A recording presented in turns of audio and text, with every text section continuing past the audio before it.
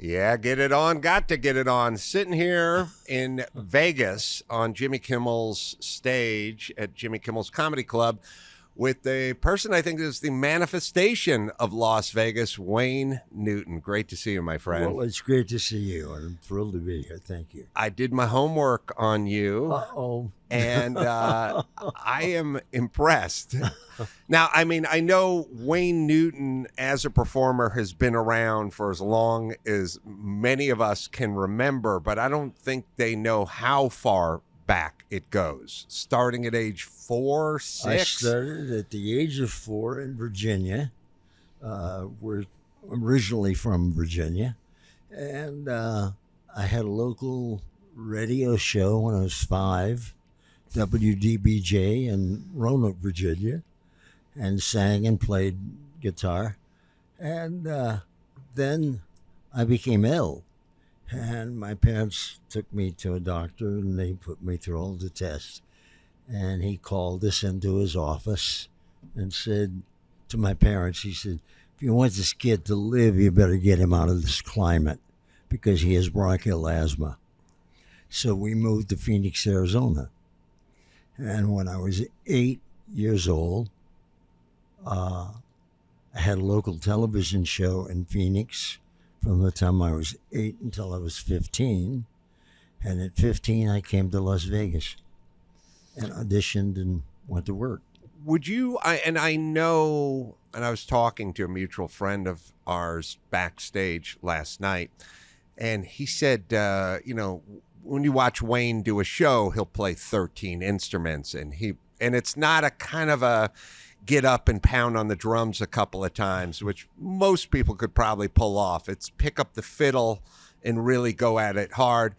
That's kind of savant territory. Also starting at age 4, 5, and 6 is sort of musical savant territory. Do you think you were sort of a musical prodigy savant? I probably could have been. I've never thought about it that way.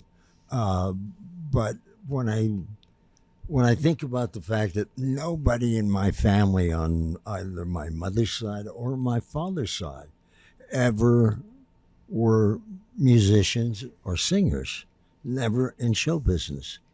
And so I don't know where mine came from, but I know that the two loves of my life were music and horses. And I can tell you which afforded the other. I like comedy and cars, and I could probably tell you in what order they pay for each other as well. Yeah. And I know you're a car guy, and you have some crazy car stories and some crazy cars, and I've got some horse stories, and we got some Rat Pack stories and early Vegas stories. So I want to get into all of it. But your parents just picking up and leaving the East Coast and coming to Phoenix, or I don't know where. Phoenix, right. Phoenix in 19 what? Let's see. It would have been 1950. Did you take a train? Did you fly? We drove. You drove? With a trailer behind the car. So first off, pretty dedicated of your parents to just pack it all in and leave their community for Phoenix in the early 50s, which is probably wasn't a lot going on in Phoenix back then. As a matter of fact, we got to Phoenix. My dad had a sister that lived there, and my mother had a brother that lived there. Okay. And so then my dad could not find work, and so I cleared right up when we got to Phoenix with no problems. And, the asthma. And my dad couldn't find work, so he said, let's go back to Ohio, because he had a sister that lived in Newark, Ohio. We went back to Ohio for a year, and the minute summer set in, or winter set in, I became ill again. And my parents had just bought a home. We had not moved into it yet, and they let all that go, and we went back to Phoenix. What profession was your father in? He was an auto mechanic.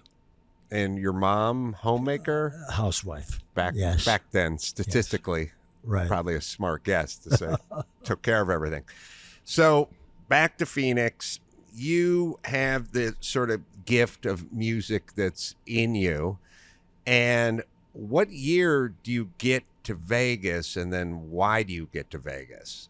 What happened is an agent came through Phoenix from Los Angeles, saw our television show, and hunted up my parents' phone number. I got my mother on the phone, and he said, I want that kid to trot in Las Vegas.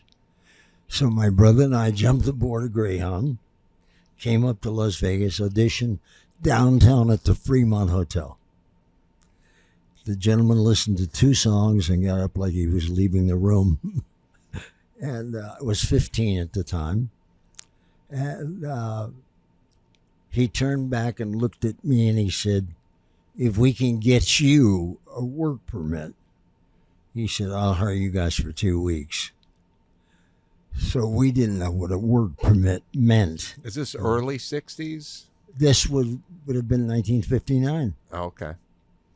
So we went back to Phoenix on the next bus. And 2 days later, we get the call that they had gotten me the work permit. And the work permit said Wayne Newton can work at the Fremont Hotel. He's just not allowed to be in the place he's working. Which I didn't understand at all until they gave us our schedule. And the schedule was 6 shows a day, 6 days a week. 40 minutes on, 20 minutes off, 40 minutes on, 20 minutes off. Wow. And on the 20 minutes, I had to go stand on the corner of Fremont Street. And is that playing a lounge at the Fremont? It was a lounge, and that was what differentiated the main rooms and those kind of things from a lounge, because they did not serve food, only booze. And so at 15 years old, you weren't allowed in. Were you doing covers, I'm assuming? Oh, back sure, then? sure. And what was Vegas like in 1959? In 1959, when we came up here and went to work, because the 2 weeks turned into a 5-year contract. Wow. And there were, I think the town had around 75,000 people that lived here. Where's it now? Do you know? About 2.5 million. Wow. And 7 hotels on the Strip. Wow. And nothing off the Strip, I'm guessing. Except a few places downtown. Right. The Golden Nugget, Fremont. Binions? Binions. Was Binions Horseshoe. there? Right. Yeah. You know, one of the first times I came to Vegas, Jimmy Kimmel said, who's from Vegas, said, we got to go to Binions. And I said, why? And he said, because they have $1.99 steak, potato, and all the trimmings there. He's such a foodie now, but it was so funny him going, for $2, we get a steak dinner, potato, and all the trimmings, but we got to go down to Binions. I could only imagine dragging him down to Binions today for $2 worth of steak. But if you could find the steak. It's probably almost $7 by now. So, and where did you stay? Did you stay at the Fremont? No, we excuse me. We stayed at a motel called El Rancho that was kind of right at the end of the Strip going downtown. And we stayed there for about 9 or 10 months. And I'm an animal lover also, so I went to a pet shop and bought a pet skunk. And I didn't realize it. The housekeepers came in at night to check the rooms and stuff because we were working the 6 shows a night. And when they found the skunk, of course, she had a stroke practically, and we got kicked out. And a fan who had come to see our show many times at the Fremont had 2 children and a husband, and said we could live with them until we could find a place. So that's what we did. My parents finally came up from Phoenix maybe 2 years after we were here, and we got an apartment and then a home. Has it been, and I know you've set all kinds of records for performances in Vegas, and we'll get into the USO stuff, which I find fascinating as well. But have you been in Vegas since 1959? I know you go out and tour, but I mean, basically, have you called Vegas your home since 1959? Vegas has been my home since we came here. Yeah, and the local people are just the best in the world. And they took us in, let us live with them, invited us to dinner, all those kind of things. And even when I think I got a bad review one time, I've had a lot of bad reviews, but this one time, and a lady who owned a hotel on the Strip called me at the Fremont, and she said, and when you read this, don't get the hair on the back of your neck standing up and go looking for trouble. Just ignore it and go on with your life. And so it was those kind of people that kind of took us in and made sure that we survived. Well, speaking of bad reviews, I was interviewing Donny Osmond, sitting right where you're sitting, several weeks ago. And he was telling me he understood at some point, he knew he was Donny Osmond, sort of a joke when things, when Nirvana was selling a lot of records in the early 90s and the scene had changed. He knew he was looked at as a sort of teeny bopper, goody two-shoes of a days of yore. But we also discussed that when people saw him, that he would change their minds. And I think we're all sort of guilty of that sometimes. Like when I was watching, and I'm curious if you've seen this, but in the Albert Brooks movie, Lost in America. Do you remember that movie? I have not seen it. Oh, my God. Wow. There's a scene where Albert Brooks is talking to the guy who runs the Desert Inn, who's played by Gary Marshall, the director. I guess brother of Penny Marshall?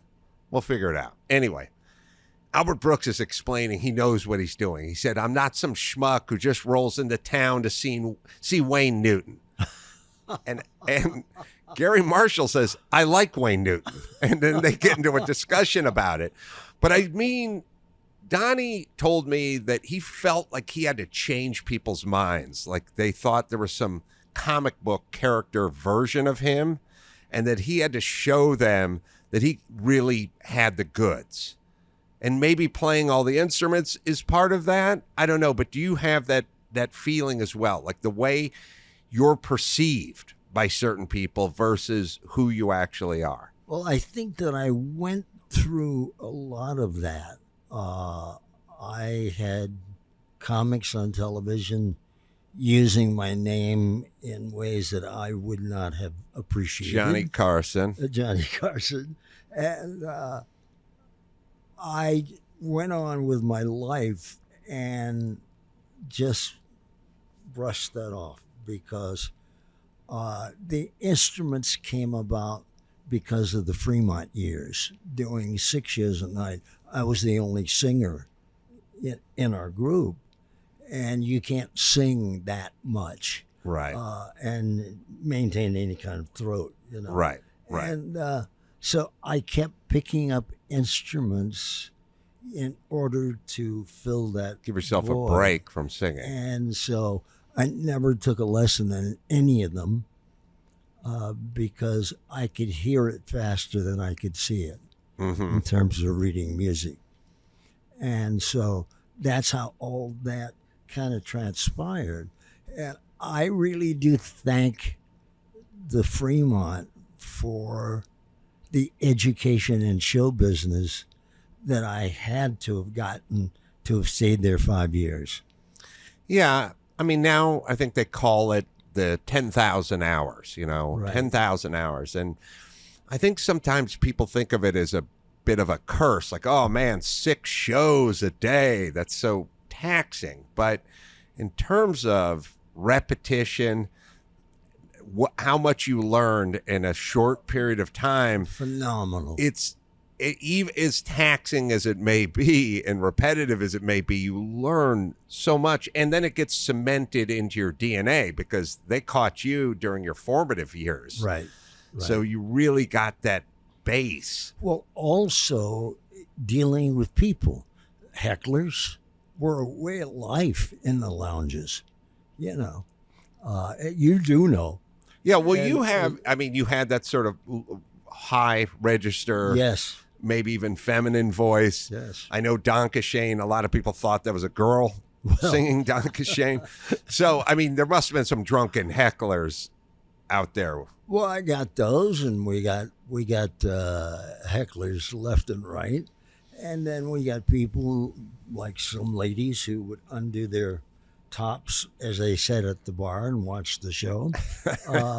So, I mean, things happen to you on stage in those lounges that no matter what happens to you in the future, you've been there. You've been through it. Right. I've had people die in the audience. Really? And in one instance, I was already in a main room then at the Desert Inn, of all places. Yep. And With Albert Brooks. the gentleman passed away in one of the booths. And so they rushed the paramedics in, and they were going to take him out. And his daughter stood up and yelled to everybody, "You leave him sit here. He came here to see Wayne Newton, and he's going to see Wayne Newton." Wow. And they left him alone in the booth until the show was over. So, What year was that? Because they definitely wouldn't have done that that. would have been 1976, 77. How many songs did you have left in the set? Do you recall? Oh, yes, I do. I had about 30 minutes left. Someone left the corpse out in the rain. I don't think that I love MacArthur Park, by the way. Me too. That's I'm glad. one of my favorite songs. People in the make world. fun of me for loving MacArthur Park. No, if they ever listen to the lyric and what it says, it practically fills in the void of everything that you and I have been through. It's the in greatest this song. business.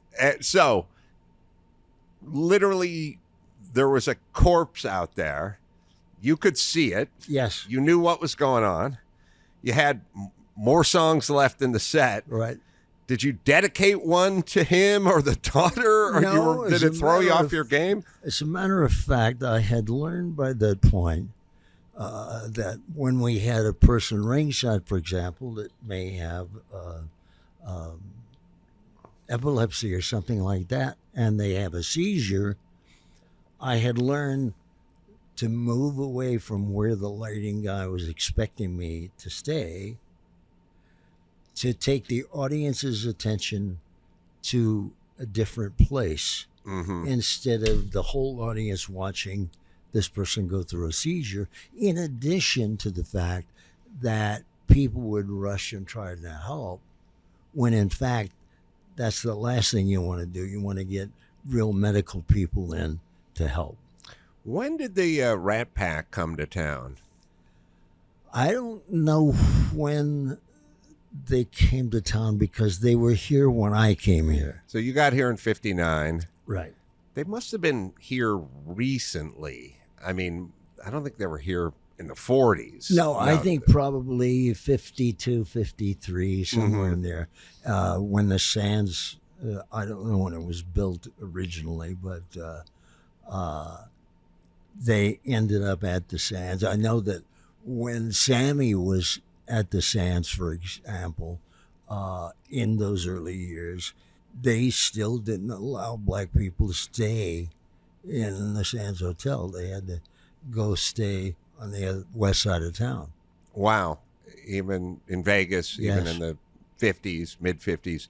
So how did you come across the Rat Pack? For some reason, Frank had seen me somewhere.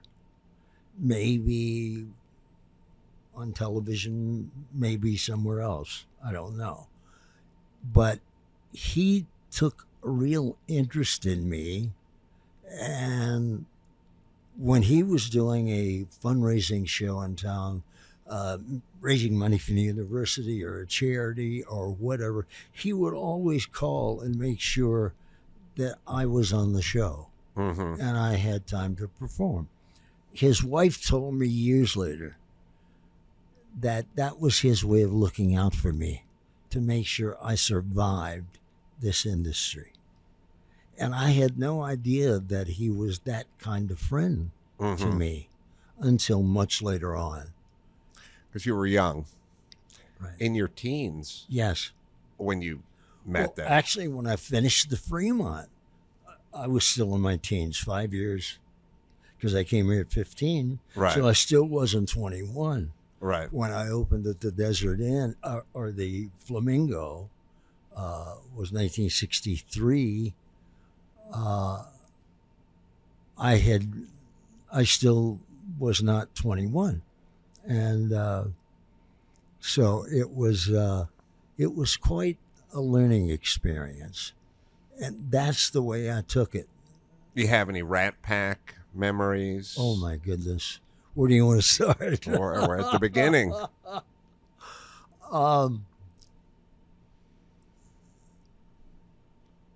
Let me put it this way. When Frank's wife told me why he had taken the interest in me and all of that, she said he wanted to make sure you survived this industry.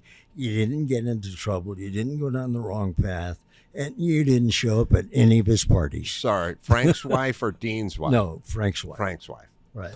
Oh, really?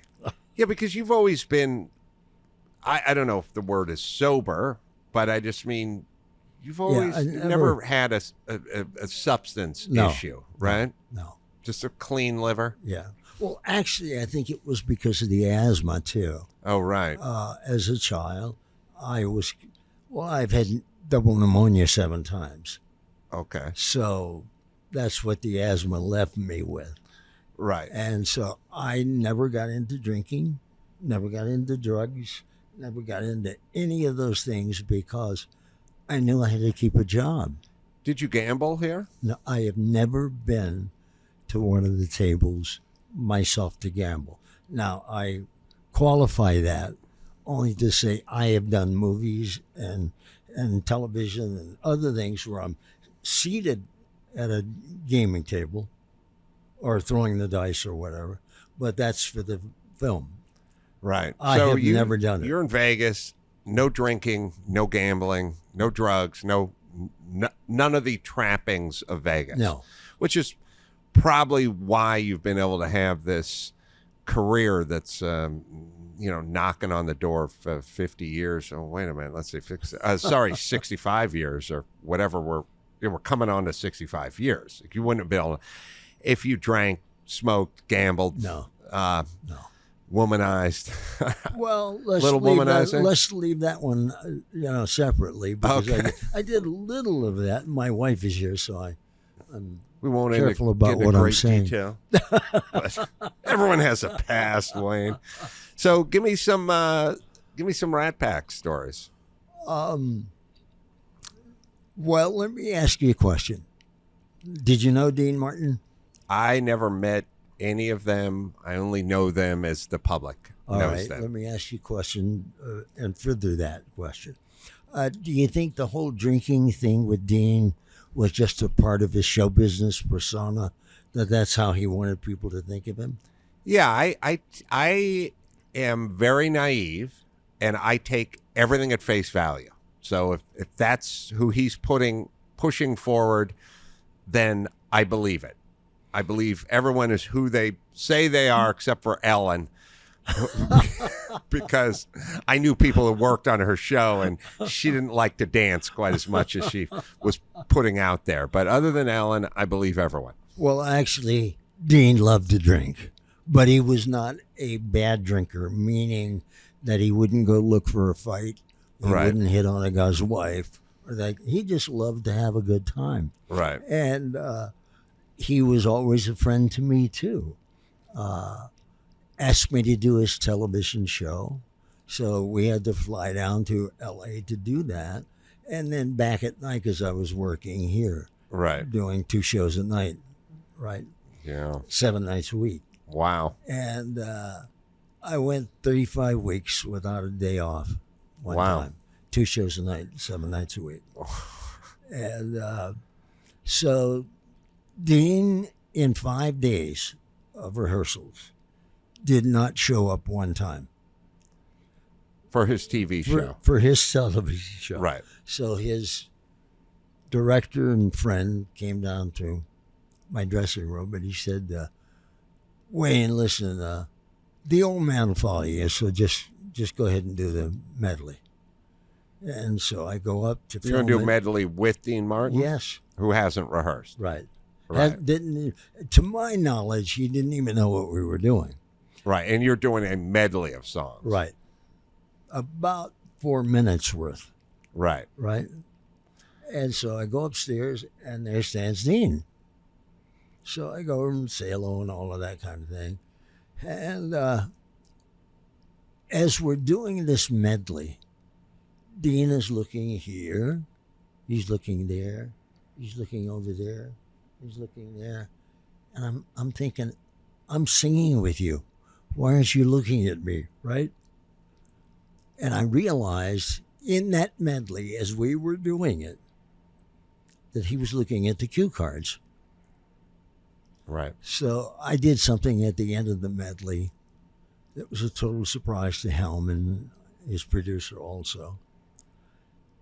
I got down on one knee because it was that kind of medley of that era of songs, Jolson. Oh, I see. Right. So he looked down at me, and this is all being filmed. And I pulled his coattail to come down here with me. Mm-hmm. Well, the look on his face, I laughed to this day because it was, what are you doing? Right. What are you doing? But I know he was a great human being, and he would handle it. As a performer, and I know a lot of people would go see other people's acts, so to speak, in this town. Dean Martin, Sammy Davis Jr., Frank Sinatra. Who would we be most surprised at? Like as a performer yourself, obviously you have discerning taste. You know, I mean, did you see Sammy Davis Jr. perform at the height of his powers and say, "Oh my God, that guy's a phenom"? Did you see Frank Sinatra perform at the height of his powers and go, "That's nobody else could pull that off"? Or like, who were you most impressed with? I was impressed with Dean and his ability to get through a show and have it be absolutely spectacular, knowing that he probably was about, had 1 or 2 drinks.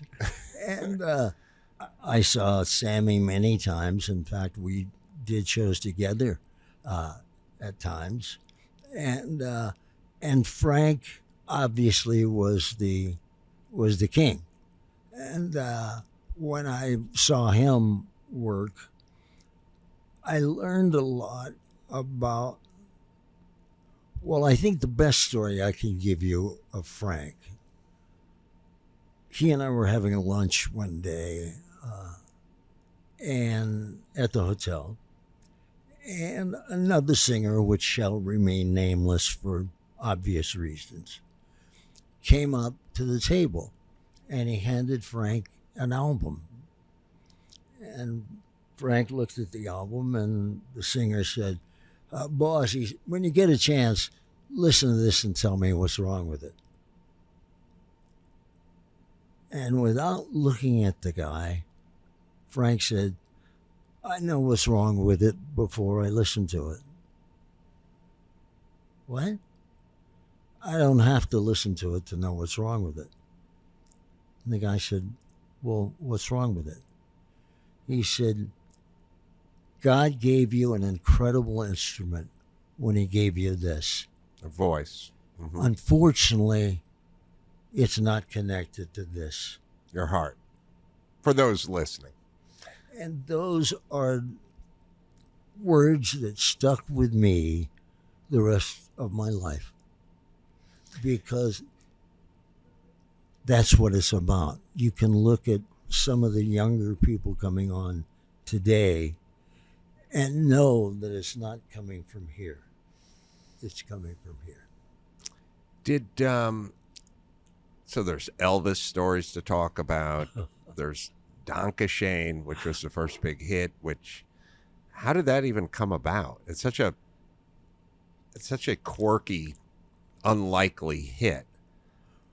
Well, it came about in a moment of my life that was a catastrophe. That kind of, I would do like 15 weeks straight at the Fremont, and then I would take 2 weeks off from the Fremont, go up to Harris Club in Lake Tahoe, and entertain in the lounge there for 2 weeks, come back to the Fremont then. I was in Tahoe. I was having lunch with the entertainment director. How old were you? 18, 19. And I said to him, Bob, you have a lot of people, a lot of big stars come into Harris to play the main showroom. Some of them do not have an opening act. Why don't you let me be their opening act and just pay me the same thing you're paying me to work the lounge? He became instantaneously furious, pounded the table, stood up. He said, you will never work in our main room. You got that through that thick head of yours? You will never work in our main showroom. And in fact, I'm not sure we'd ever want you back in the lounge. Why was his reaction so I have to this abrupt? day, I do not know what happened. But he then got up and walked off. And I was devastated. And firstly, we were in a public place, and the whole room heard and saw what happened. And I called my manager, and I said, I've made a decision, and this is it. I want you to hear about it before the grapevine. I will finish my contract at the Fremont Hotel, but when that's over, that's the last lounge I will ever play, even if it means giving up show business. And he said, how are we going to eat? And I said, you got to find us a job somewhere, but it will not be in a lounge because I won't do it. Well, this brings up an interesting point. We need to take a quick, brief break, but I'll finish that point when we come back with Wayne Newton right after this. Let me tell you about Turo, innovative. It's the world's largest car-sharing marketplace. With Turo, you can book any car you want, wherever you want, from a community of local hosts. Browse a huge selection of vehicles for just about any occasion or budget. Book an SUV or a minivan for a family road trip, a pickup truck for some errands, or even test drive an EV. Every trip is backed by liability insurance. Terms, conditions, and exclusions apply. Find your drive. Forget your boring rental cars at Turo, Turo.com. Let me tell you about Simply Safe. Oh, you've heard us talk about Simply Safe and how they were named Best Home Security of 2023 by U.S. News and World Report.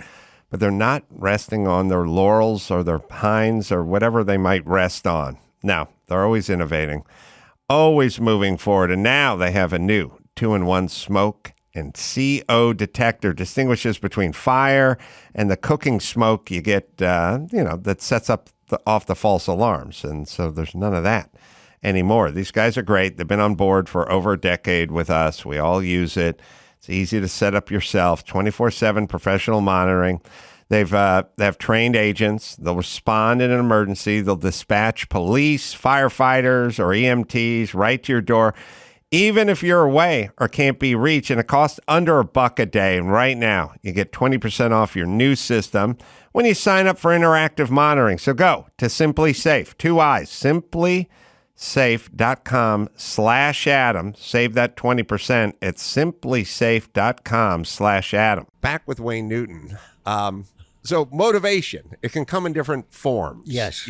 And a situation that happened in my life many, many years ago was a situation that was much like you described at the lounge, or having lunch and wanting to play the main room. Right. Although a very low fidelity version of that, we'll call it. But I used to be a really good football player, and then when I got to my first year of high school, I wasn't very good anymore, and I was thinking about quitting. But I loved playing football, but I just wasn't very good anymore. And one day I was hanging around with a bunch of friends of mine, and they said, "What happened? You used to be good at football. Now you're no good. What's wrong with you?" And I said, "I don't know. I'm trying." And they really piled on, and they really hit me where it counted. And at some point, I yelled at all of them, "I'll show you. I'll show you. I'm going to go to the weight room. I'm going to go into Rocky type training. I'm going to be drinking raw eggs, and I'm going to go live in the weight room, and I'll show you who can play football." And I did it. I drank the raw eggs. I lived in the weight room. I made the varsity the next year, and then I became became an all Valley player at that point on. But it was only because I was being sort of mocked and punished and made a declaration. No more. I'll show you, essentially, which is ostensibly what you did. So, Right. When people say people need encouragement, that's good. But sometimes a little discouragement gets even a better outcome, because in your case, it forced you to really take a stand. Because he found us a job in Sydney, Australia, working a brand new showroom. Sydney, Australia. I come walking out on stage my first night, and seated ringside was Mr. Jack Benny. He was in Australia doing a tour. Right. Comedy tour, people should know. Yes. Well, he had an opening act and it went from coast to coast, right? He came backstage after the show, said some wonderfully nice things, and things that were wonderful to hear after what I had been through in Tahoe, right? And he said, "Wayne, I'm doing a tour from coast to coast here."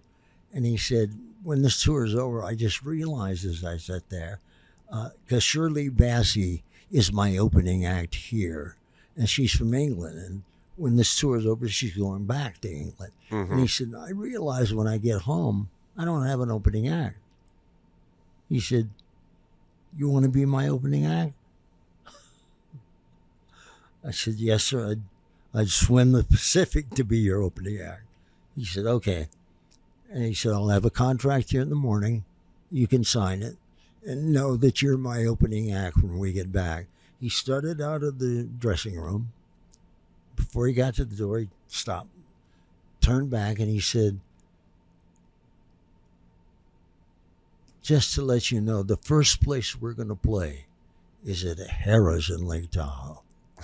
Wow. Well, Wow. my heart went to my feet. Right. And I said, "Mr. Benny, I have to tell you something, because I don't want you to commit to something that you'll be sorry for later, simply because nobody told you the whole truth." And I said, "The truth is I have been playing Harris in their lounge for 2 years now, on and off."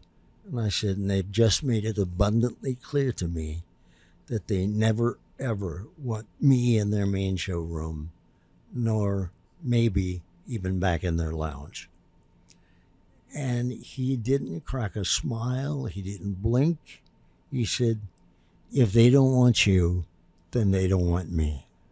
Wow. So the first main showroom I ever played was in Harris, Soho, opening for Mr. Benny.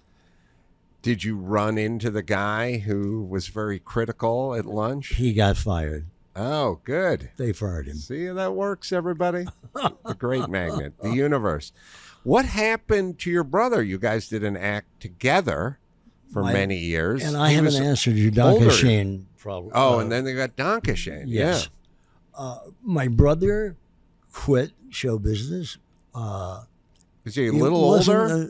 I'm sorry? Is he a little older? He was a lot older than I was, yes. Mm-hmm. And I think my parents made him kind of learn music because he was never really accomplished at it, just to look out for me, to make sure that, and it wasn't something that he liked. And Did he not like the hours, the rigor, or the actual music? I think it was just the total, all of it together. Right. The fact that you pretty much get your 2 shows a night, if that's what you're doing, or 6 shows a night at the Fremont, because he was part of that too. It pretty much takes over your life. When you wake up, you know that you've got to have this amount of it. It's like I would imagine going out on the football field. You know what it takes and what it's going to take out of you. Right. So you better not burn the candle on both ends. Right. So he just quit. He quit. We were actually doing a date in Denver, Colorado. And we flew in there, went to bed because we had a show the next day there. And then to come back to the Fremont again on our day off. And I get a call from my drummer. And he said, "Your brother left." I said, "What?" "He left." I said, "Left where?" He said, "Here." He got on a plane, said for me to tell you that he's gone and he's not going to do this anymore. Mm-hmm. And he didn't. He moved back to Virginia for a while, Tennessee for a while, went into radio for a while, but that was it. Did he have a successful life, career? No. Did he attempt to sort of wiggle back into your career and your life after, some people don't stick around and raise their sons, but at some point when the son enters the NBA draft, they reappear. You know what I'm saying? I do. Sometimes it's with good, good intentions. It's not always just to come in and grab some money, but that does happen.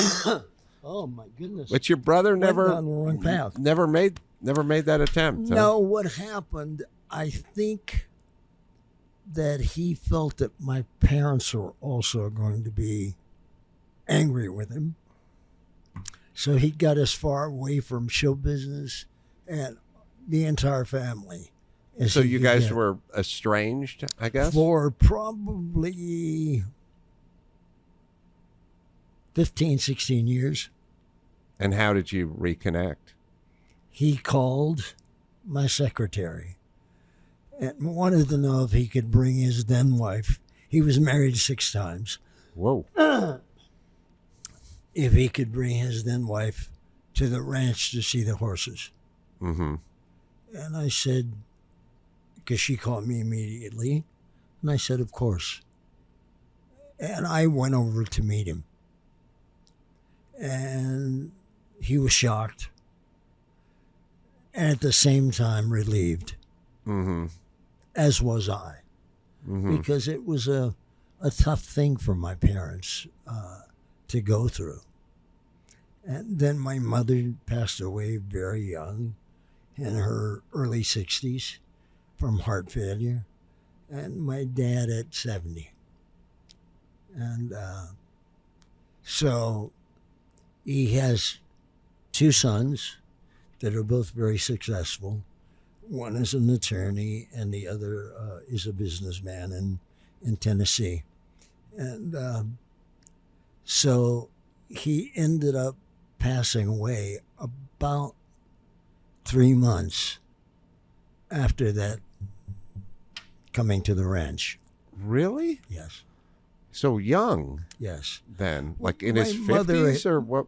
My mother had a heart ailment, which was hereditary.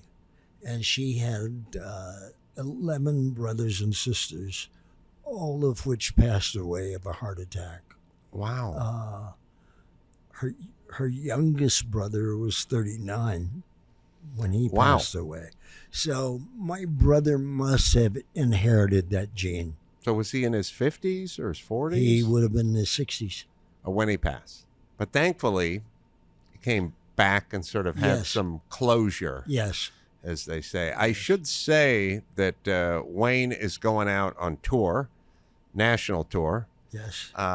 WayneNewton.com is where you go because there's dates all over the place. Yes, they are. And I think the best way to do it if you want to see Wayne in person is just go to WayneNewton.com and then find out when he's coming to an arena in your town, and then back at the Flamingo September. I don't have a cheat Yes, sheet I'm in back front at of me. the Flamingo in September. And Just so people know, because I wanted to obviously give you a plug. thank you. Thank you. So, Danke Schoen. Danke Schoen. You're what, 17, 18? Uh, 18, 19? Probably Or 18, older. 18. I would guess maybe 17, somewhere in there. I had done a Jackie Gleason show, which was my first break on national television. When he came back on the air after he had taken a hiatus for 2 years. Yeah, this isn't the Honeymooners. This is the Jackie Gleason show. Right. Variety show, right? Right. Right. And he asked us to stay in New York, and he said, I'll put you on my show every other week. What a break, right? Right. So I said, Mr. Gleason, absolutely, but we need to find a job in order to afford to be able to stay. And he got us a job in the lounge at the Copacabana. Mm-hmm. Opening night again, I walk out, and who's seated there but Bobby Darin, Mac the Knife. Mac the Knife. I'm a big Bobby Darin fan. I walked off stage. There was a waiter standing there, and he said, Mr. Darin wants to see you. So I walked up to Bobby, and he introduced himself. And I said, I know who you are. I said, I'm a big fan, Mr. Darin. He said, well, I saw you last night on the Jackie Gleason show. And I called around New York this morning to find out where you may be appearing. And they told me here. So I came here to ask you a question. And I said, yes, sir. He said, are you recording? I said, no, sir. He said, well, you are now. I will be producing your records from this point forward. Starting next week, you and I will be in the studio. Went in the studio, did 3 or 4 songs. He produced my records for 7 years until he passed away. Wow. And he passed away from a heart attack that he had had since childhood, a heart ailment, I should Yeah, say. relatively young. Yes. And had a lot of range because I believe he sung Abraham, Martin, and John. I think that was him. He did the Mac the Knife kind of Yes, stuff, but he also did kind of folksy Right. kind of stuff. Like Yes, he he had did. range. He went through a lot of, maybe 4 or 5 years of the folk music Right. stuff.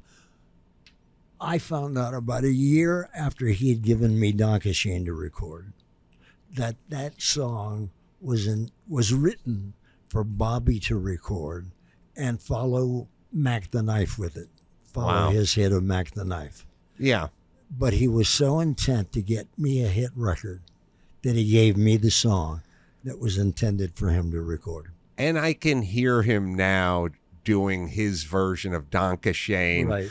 Because Mac the Knife, it wasn't a novelty song, but it wasn't a just straight song. It had, it was interesting. Yes, and it it was was. had some humor in it, and Danke Schoen's got some. They're sort of the same kind of song, and I can hear him putting his flavor Kind of the on same it. bit, too. Kind of the same, right? Yeah. And I'm sure that would have been a hit for him. Yes, it So was. it was very magnanimous of Oh, him to hand it over to you. I mean, how many times I look up and go, Yeah.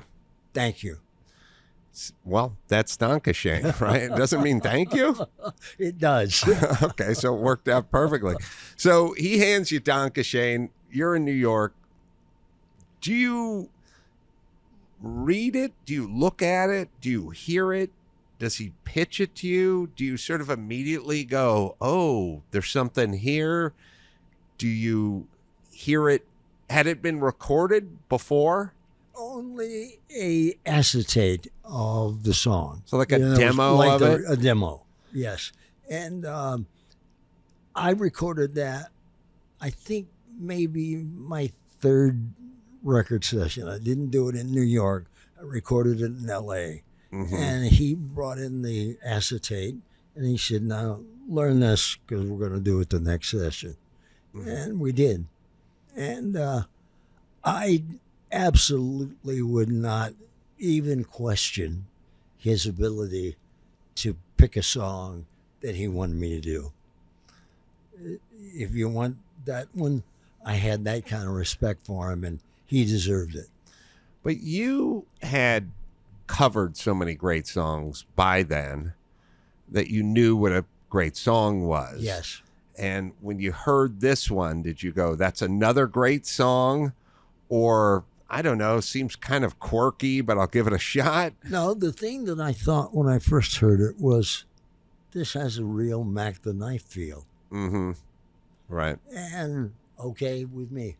Right. And so luckily, I was blessed with the ability to hear things before I could see them, meaning learning to read music. Mm-hmm. So I can't read music to this day. So you record Danke Schoen on what label? Capitol. Capitol. Sinatra's the label, Yes. right? No, actually, he had gone and started his own label At that by point. then. Okay. His old label. Right.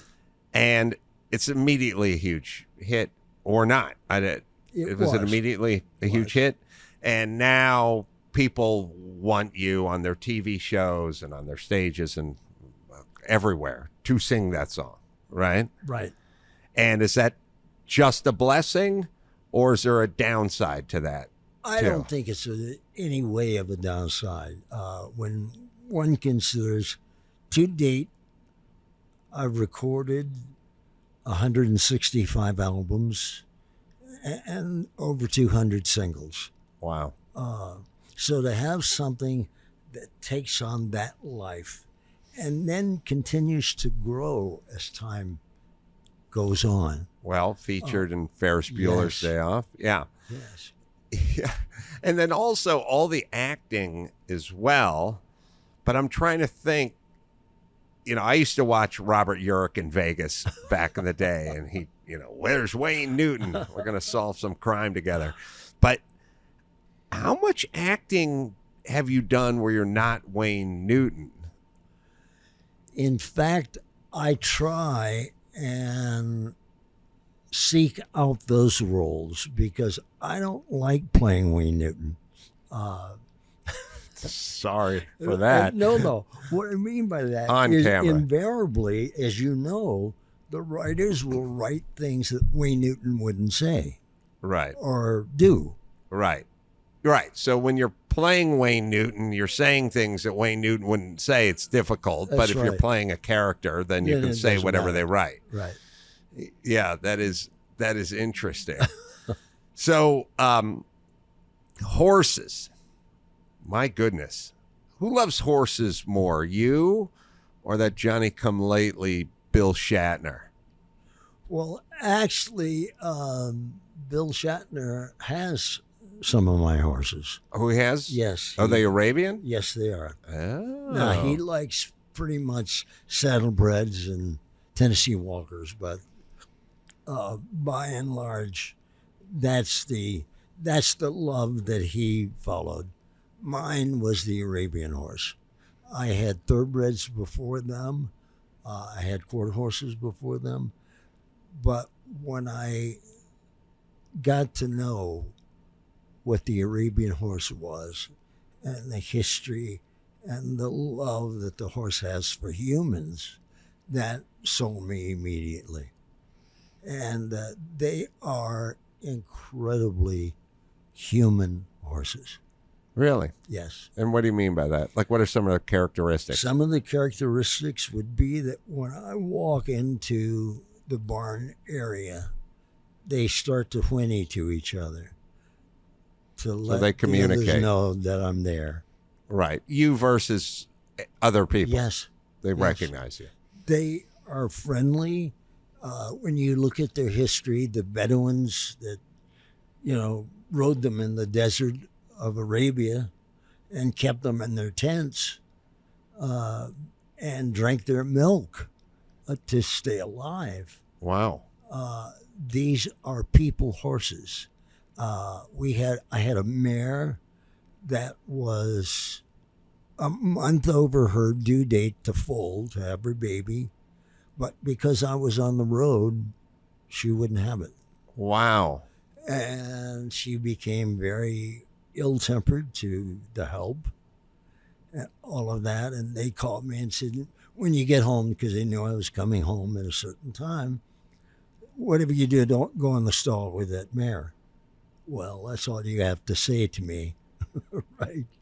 So got home, my wife and I went to the barn, and I started to undo the door, and the help said, please don't. And I said, it'll be fine.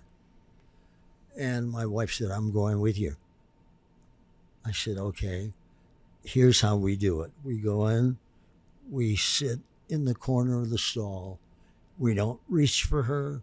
We don't irritate her or any of that. Just let her know that I'm home. And we did that. She walked over and did that to my ear. Licked your ear and nibbled at your ear? With her lip. With her, hit your earlobe. And laid down and had her baby. Wow. Did you think that she was waiting for you? So they're that in tune. They are. Wow. I had another mare that could not carry. She could conceive, but she couldn't carry.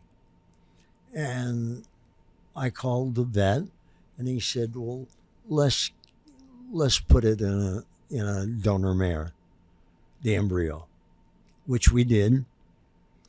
And I put the two mares next to each other in their own stalls with like a window where the real mother could see the other. Surrogate. Waited for the baby to be born with her head over the door watching. And when the baby stood up and she knew it was okay, the mare laid down and died. The surrogate? No, the one the who real couldn't mother. carry. Yes. Wow, like And the waited vet said- until yes. that.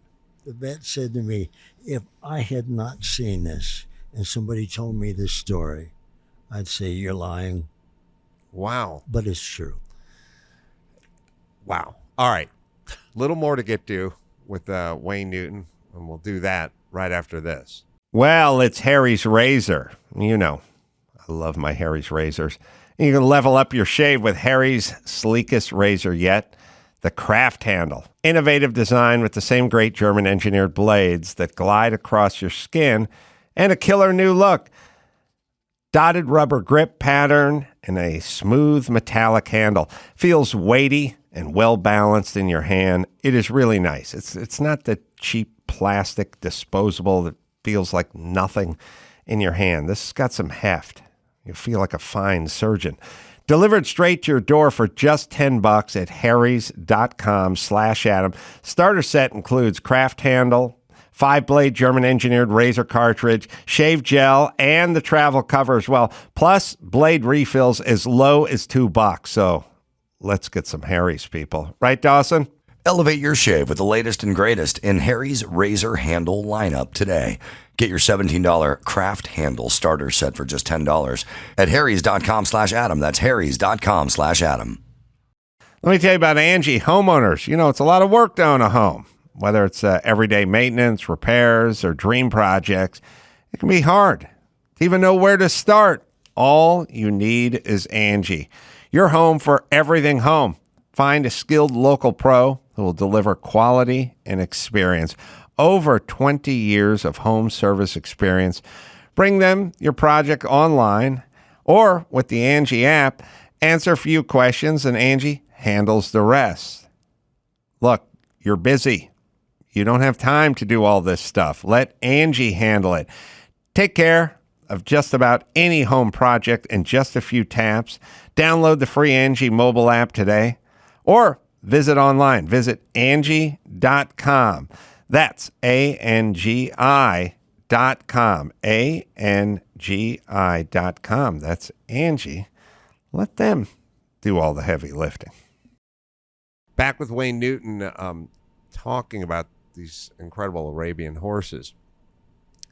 A lot of times when people have a real attraction to certain animals, especially horses, it is based on some void from their childhood or something that's missing. You know, you'll hear people say, I love this St. Bernard because he doesn't judge me. You know, like my stepdad did. You know, like there's something, they're overcompensation or something. But your childhood, while unique and very fascinating, doesn't feel like it was chocked full of abuse or voids or emotional voids or something like that. Is your attraction to these horses then just pure? You just appreciate who they are, what they do, this breed, and obviously you're an animal lover, but it doesn't feel like it's a compensation for anything. No, it's or maybe not. It is. No, it isn't. The love of horses, I don't remember when I didn't have it. Well, I know you sold your bike to get a horse Right. at age 9 or something, I recall. Yes, I was in school, and this girl had a horse, and the horse had a baby. And I didn't know anything about Arab horses or quarter horses or anything at Is that this time. in Arizona or? This was in Phoenix. Oh, Phoenix, Yes. yeah. Okay. And I said, what do you want for the horse? Now, we were doing the television show, and I think we made $180 a week doing the television show. You and your brother. My brother and I, which is not enough to feed horses. Right. And yet I sold my bike, and I took my parents' movie camera without their knowledge and sold it and bought the horse for $20. And when I told my parents, I thought, well, it's going to be bad news for me, but I deserve it because I did it. Right. And I told them, and they said, okay, how are you going to feed it? I said, I'm going to have to buy food for it once it's weaned. Right. So we have 6 months to figure that out. And they said, fine. And they booked a couple extra shows here and there, and we got enough to feed the horse. Your work ethic, very strong, obviously. I always kind of tell people I have a strong work ethic, but as it pertains to show business, I used to do real jobs, real construction jobs, tough, dirty, heavy, low pay, on your Right. feet, sweating a lot.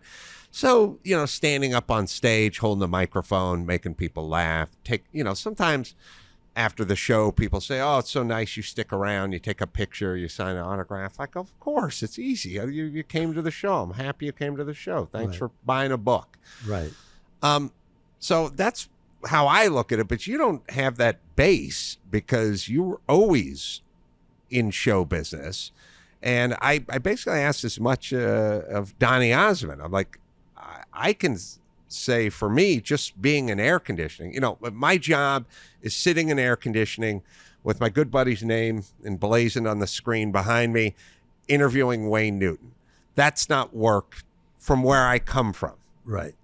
But you don't have that base. No. So where's the ethic come from? I think from the lounge, from watching people like Frank, Dean, and Sam, and knowing that they might have had something going on other than the work ethic, but nevertheless, they knew what it was that they had to wake up to each day. And it's been that way with me. People will say to me, don't you get tired of people stopping you for pictures or autograph? And I say the old cliche, it's when they quit stopping me that I'll worry. And also, how much of what you do now is you are Wayne Newton, so people are going out to see Wayne Newton, and then somebody's going to say to them, how was Wayne Newton? They're not going to say, who's Wayne Newton? They're going to go, how was Wayne Newton? And you sort of have to prove it every performance, which I think most performers feel, but they don't. It's not quite the same pressure of, I'm going to go out and see an unknown comedian or an unknown rock act or performer, because no one's going to ask, how were they? You feel that is part of that factored in? I feel that pressure every show, but I don't look at it like it's a pressure. I look at it like this is what brought me to my ability to have the things in life that I want, have an incredible wife, 2 beautiful daughters. None of that would have happened if I didn't have the discipline that was necessary to do what I do on stage. And does it feel like discipline, or does it just feel like what you do? Like one of those Arabian horses hits an open meadow and goes at a full gallop. Is that discipline, exactly, or is it what they do? It's what I do.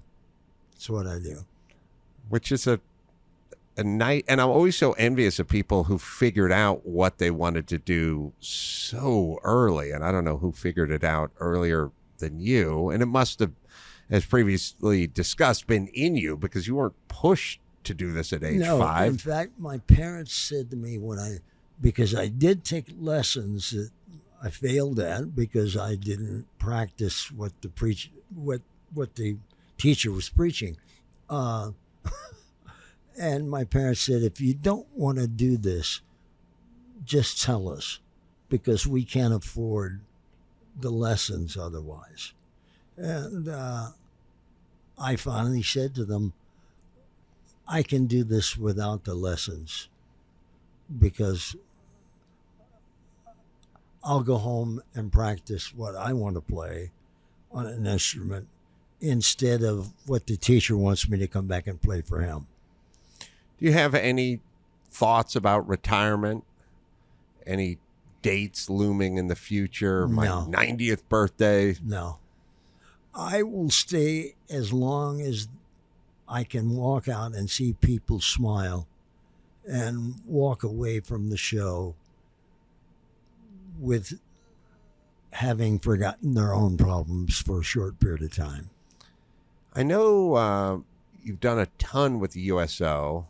I believe that you sort of took over for Bob Hope. I did in year 2000. I'll screw it up, but the ambassador, so to speak, for the USO. I know you've been overseas many times, including as early as Vietnam a couple of Vietnam times. Twice.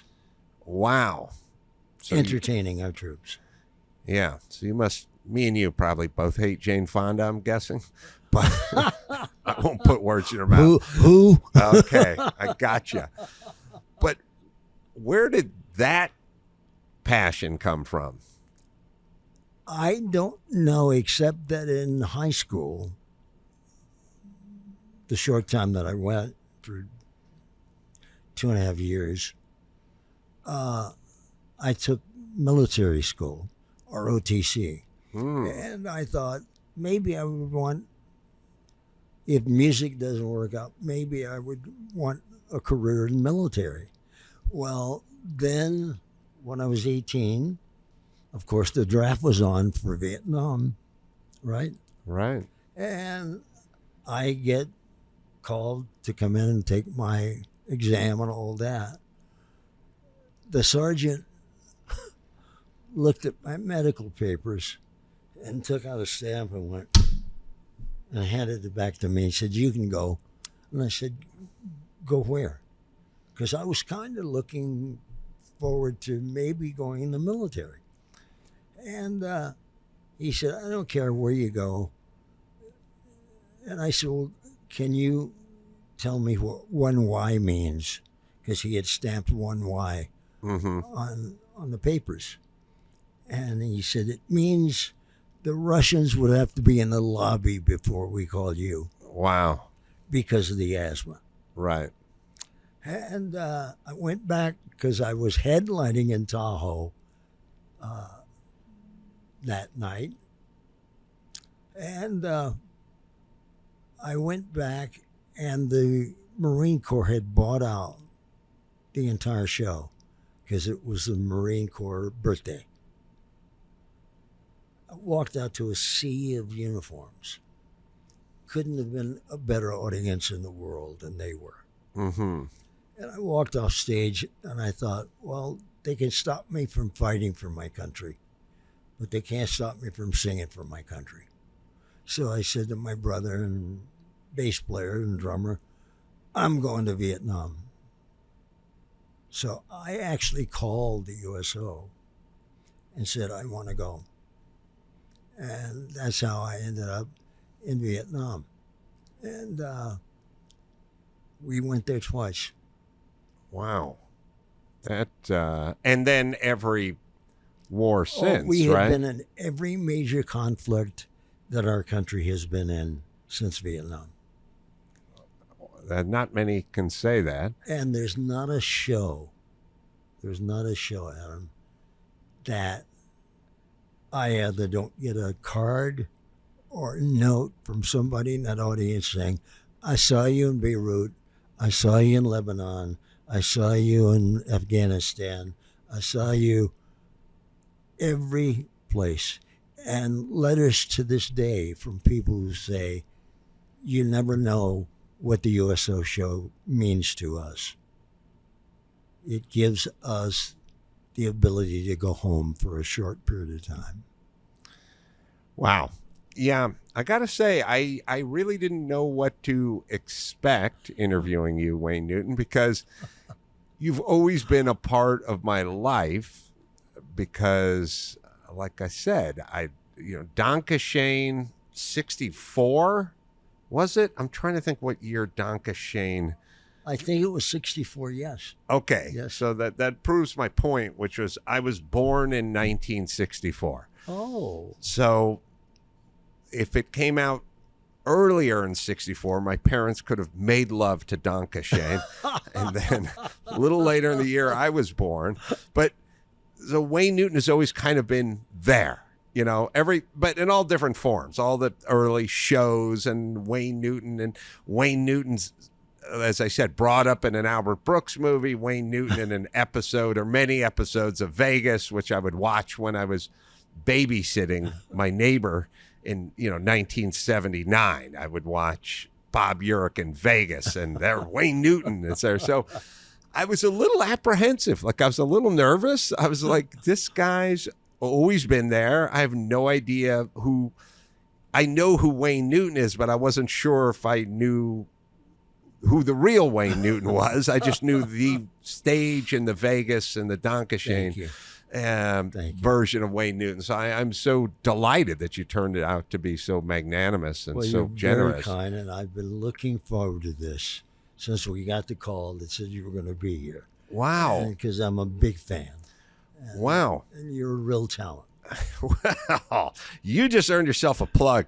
WayneNewton.com is where you go. Live shows, touring the country, and then back to the Flamingo in Vegas in September. and I'm hoping to see you either somewhere in the country or when you come back to the Flamingo. It's a deal. It has been my pleasure. And mine. The great Wayne Newton. Thank you. Thanks, Wayne. God bless And you. until next time, it's Adam Carolla for Wayne Newton saying mahalo.